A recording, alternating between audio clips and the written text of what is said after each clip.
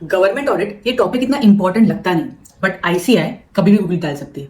And imagine losing easy marks just because you ignored it. Don't worry, इस video में अगले कुछ minute में हम उसे कवर कर लेंगे। हेलो सीए का students, welcome to my channel. My name is CA Shivali और आज हम इस वीडियो में देखने वाले हैं government audit. So without wasting any time start करते हैं। चलो, डेफिनेशन क्या है गवर्नमेंट ऑडिट की? सिंपल, इंडिपेंडेंट एग्जामिनेशन, ठीक है, उसके एडमिनिस्ट्रेशन ऑपरेशंस का क्लियर। ऑब्जेक्टिव क्या है, क्यों करते हैं गवर्नमेंट ऑडिट? क्यों करते हैं? ताकि जो भी गवर्नमेंट फंड्स आते हैं उसका पब्लिक अकाउंटिंग हो सके, मतलब हम जो पैसा हमारे जाता है उसका अकाउंटिंग हो सके, ठीक है। जो भी वो काम कर रहे हैं उनका मैनेजमेंट वगैरह, उनकी पॉलिसीज, इनका अकाउंटेबिलिटी रहे, ठीक है। और जो भी नीचे के लेवल के लोग हैं जो हायरार्की में एक्चुअली काम कर रहे हैं, उनके ऊपर सुपरवाइजरी लेवल का एक मेजर है कि वो भाई वहां पे गलतियां तो नहीं कर रहे, कैसा काम कर रहे हैं वो लोग। तो इन सब पे चेक रखने के लिए ऑडिटिंग होता है, ठीक है। अब सीएनएजी की बात करते हैं। सीएनएजी कौन होता है? जो गवर्नमेंट का ऑडिट करता है। Function of government audit is discharge by the independent statutory authority of controller and auditor general, ठीक है। उसके बाद अपॉइंटमेंट कौन करता है? कॉन्स्टिट्यूशन। कॉन्स्टिट्यूशन क्या बोल रहा है? It guarantees the independence of C and AG by prescribing that he shall be appointed by president of India. C and AG को प्रेसिडेंट ऑफ इंडिया अपॉइंट करता है and shall not be removed from office except the ground of misbehaviour और incapacity. Misbehaviour के बिना उनको office से नहीं निकाल सकते, छुट्टी नहीं करा सकते कि निकलो यहां से, ठीक है। प्लस जैसे सुप्रीम कोर्ट के जज को निकाला जाता है, ठीक है, कैसे निकाला जाता है? दोनों हाउसेस की, लोकसभा राज्यसभा दोनों हाउसेस के 2/3 से ज्यादा मेंबर्स जो हाउस में प्रेजेंट है और वोट कर रहे हैं, ऐसे 2/3 से ज्यादा मेंबर्स का जब तक मेजोरिटी नहीं रहता तब तक उसको रिमूव नहीं कर सकते, ठीक है। उसके बाद ड्यूटीज क्या है? Simple, initial and subsidiary accounts को देखना, ठीक है। इनिशियल सब्सिडरी अकाउंट्स क्या होता है? इनिशियल अकाउंट मतलब बजट अलोकेशन या cash receipts, and subsidiary is a detail ledgers of initial accounts, ठीक है। उसके बाद और क्या उसकी ड्यूटीज है? Related to expenditure. क्या ड्यूटी है? कि to audit and report on all expenditure from the consolidated fund of India. Consolidated fund में सारे जो भी जहां से भी पैसे आते हैं गवर्नमेंट को, वो कंसोलिडेटेड फंड में रहते हैं, ठीक है। तो उससे जो भी एक्सपेंडिचर्स होते हैं, ठीक है, उसको ऑडिट करना और रिपोर्ट करना, ठीक है। उसके बाद audit and report all transactions. जो भी कॉन्टिजेंसी फंड में ट्रांजैक्शंस हो रहे हैं उनको सबको रिपोर्ट करना, ठीक है। प्लस और क्या है? All trading, manufacturing, profit and loss account, balance sheets, ठीक है, इन सबको ऑडिट करना और उसके ऊपर रिपोर्ट करना। जो भी गवर्नमेंट के ट्रेडिंग अकाउंट्स होंगे, मैन्युफैक्चरिंग अकाउंट होंगे, इन शॉर्ट फाइनेंशियल स्टेटमेंट को ऑडिट करना, ठीक है। उसके बाद audit of receipts and expenditure. ये क्या बोल रहा है कि जो भी अगर कंसोलिडेटेड फंड ऑफ इंडिया से जो भी ग्रांट्स दी गई है, ठीक है, जो भी ग्रांट्स दी गई है उससे रिलेटेड जो भी रिसीप्ट्स एंड एक्सपेंडिचर है, उस बॉडी ने, जिस बॉडी को ग्रांट दी गई है, उस बॉडी ने जो भी एक्सपेंडिचर एंड रिसीप्ट्स उसको आए होंगे उसको ऑडिट करना है।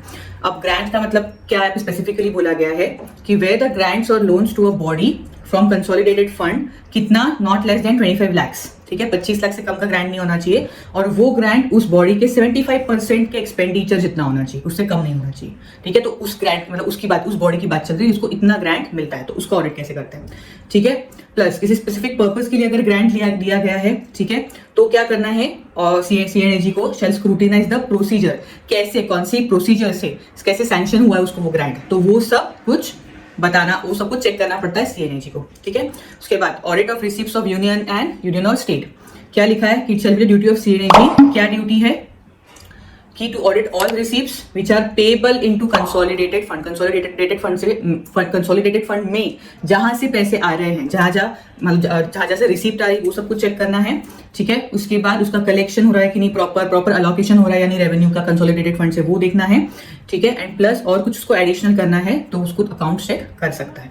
उसके बाद वो स्टोर्स एंड इन्वेंट्री जो भी होगी यूनियन या स्टेट में, जो भी स्टोर्स मतलब इन्वेंट्री वगैरह जो भी होगी उसको भी चेक करना है, ठीक है। उसके बाद अगर वो गवर्नमेंट कंपनी होगी, ठीक है, गवर्नमेंट की बात नहीं, गवर्नमेंट कंपनी होगी which is registered under companies act, तो उसका भी ऑडिट कैसे करना है वो कंपनीज एक्ट में बताया गया है। कैसे बोला है उन्होंने कि सबसे पहले तो सीएनएजी को ऑडिटर अपॉइंट करना है, ठीक है, और उसको डायरेक्शन देनी कि उसको ऑडिट कैसे करना है, ठीक है। That is the duty related to companies, government company.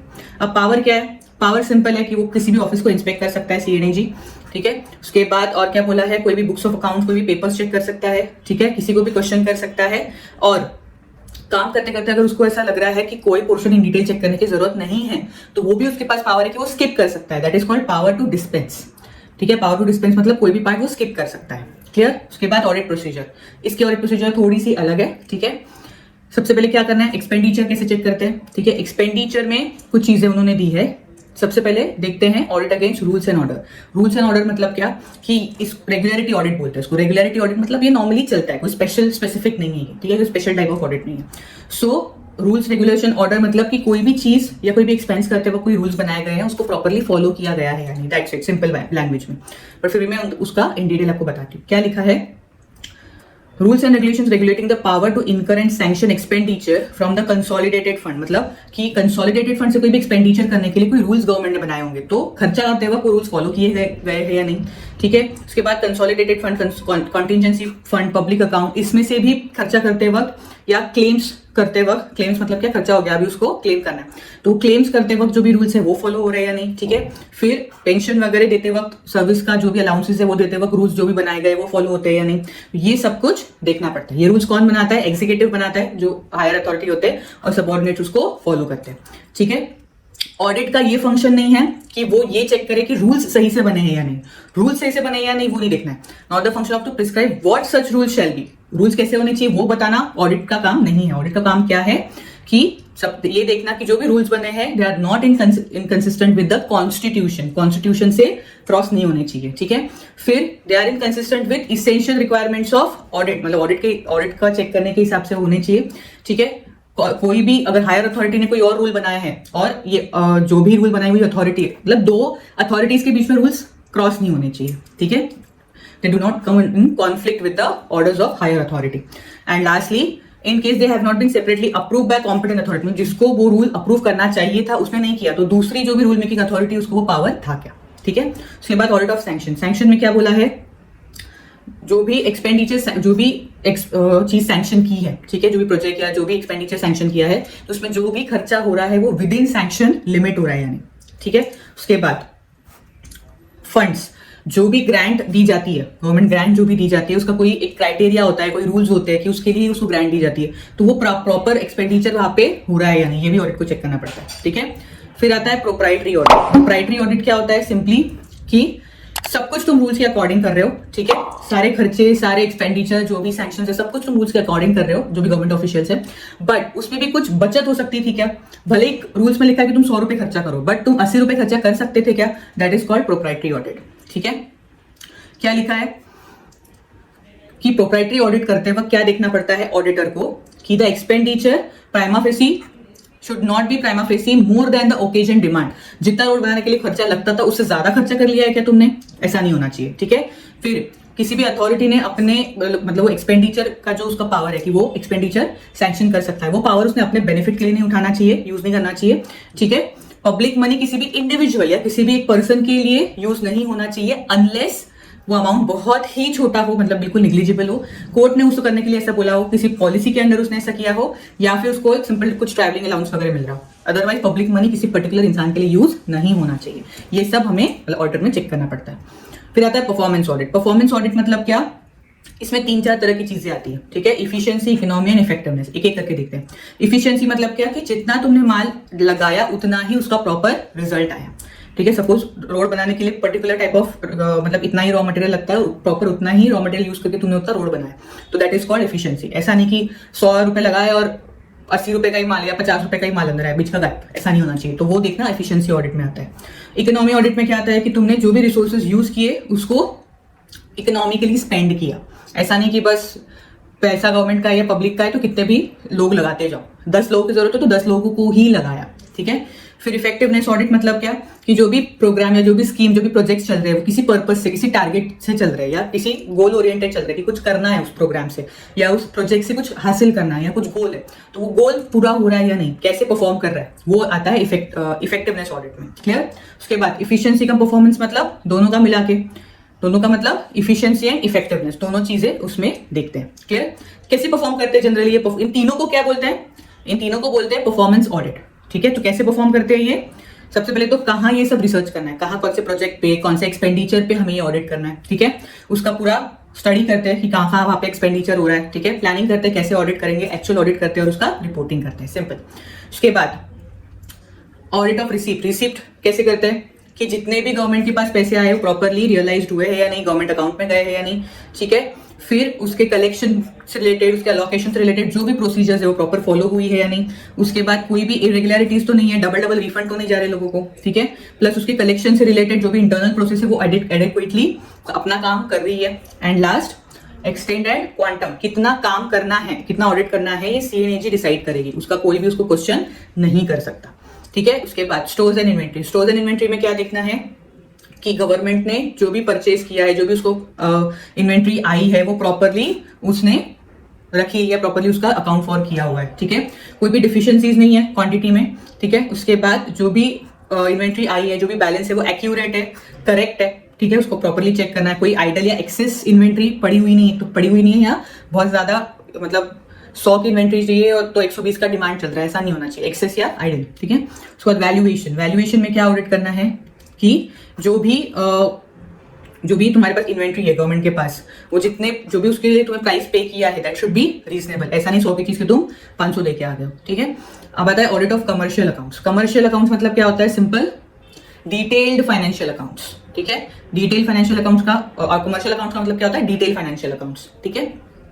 3 type of organisations को गवर्नमेंट से रिलेटेड, पब्लिक एंटरप्राइज बोलते हैं जिसको, गवर्नमेंट ओन ऑर्गेनाइजेशन 3 टाइप के होते हैं, तो उन तीनों को ये कमर्शियल अकाउंट्स रखने पड़ते हैं। सबसे पहला क्या है, डिपार्टमेंटल एंटरप्राइज, जो कमर्शियल एंड ट्रेडिंग ऑपरेशन करता है गवर्नमेंट के, ठीक है। स्टैट्यूटरी बॉडी, जो किसी पर्टिकुलर स्टैट्यूट्स, किसी लॉ से, एक्ट से बनी हुई होती है, ठीक है, ठीक है। उसके बाद government company, last is government company, ठीक है। ये तीनों को कमर्शियल अकाउंट्स रखने पड़ते हैं। Plus government audit, government companies को और क्या करना पड़ता है, supplementary audit and test audit, अपन उसको नीचे दिखेंगे। अब आता है कंपनी एक्ट, गवर्नमेंट कंपनी के बारे में बात चल रही है यहाँ पे, ठीक है।